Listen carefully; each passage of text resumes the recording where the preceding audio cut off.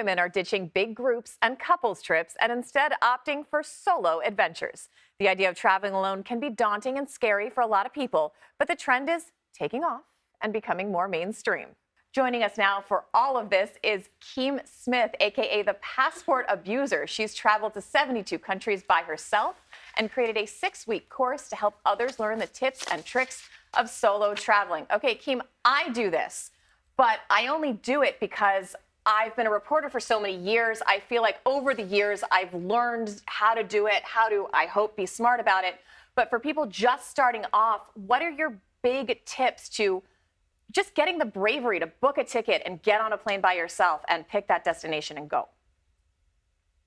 So, one of the first things that I would encourage women to do is pick a place that they are so excited about going to, but that place also should be a big tourist destination. For example, the first solo trip that I ever took was to Paris, and I was super nervous. So, I took a picture of the Eiffel Tower on the plane with me just to ensure that it could kind of decrease my anxiety, but just remind me of all the excitement coming. However, a place like Paris is so touristy that I know for sure that I am not the only person that isn't from Paris. So I don't feel like I stand out more than anyone else.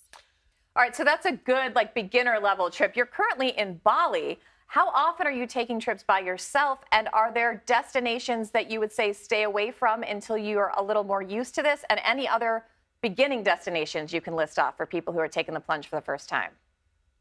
Yeah, I am actually here in Bali, Indonesia right now. I come here about once a year.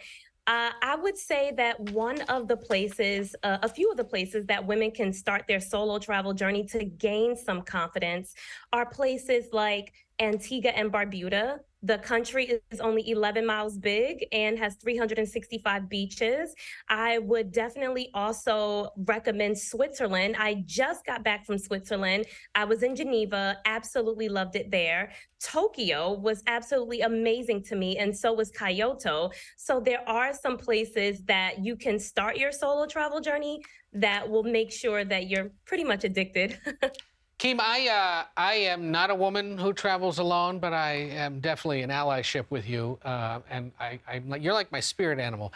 I go to Bali once a year. Just once a year. As one does. We're aspiring to this. A really We're good taking passport notes. flex or a really good passport abuser, I guess, as you call yourself. You mentioned Tokyo and Kyoto. Japan.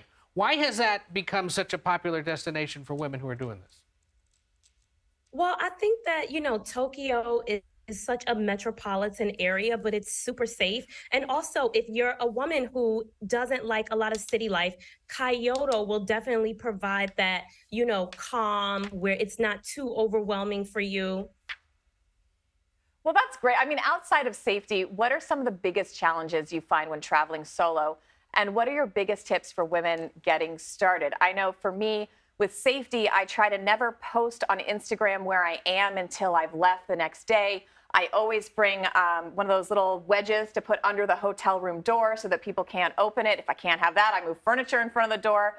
And I try to make sure, as you said, I'm somewhere with people, and I make sure that there's at least someone around that you can go, say someone's following me, I don't feel safe, and feel better. But what are the other big challenges, and how do you get started?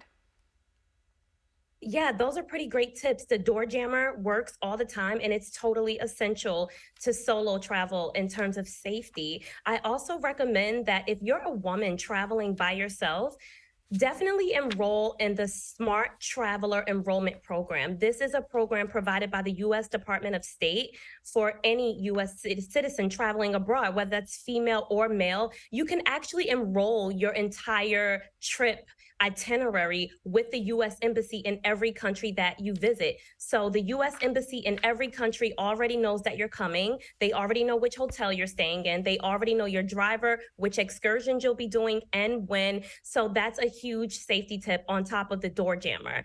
In terms of other things that women find challenging, I would say the next thing is, will I be bored, right? I hear that a lot. If I travel by myself, will I be bored?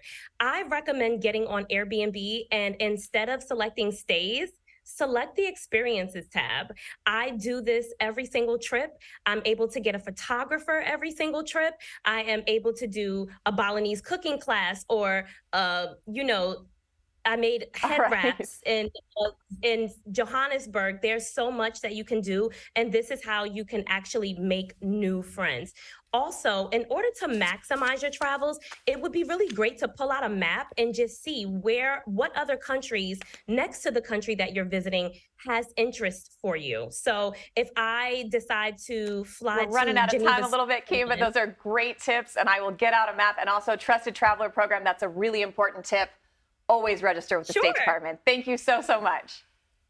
Thank you.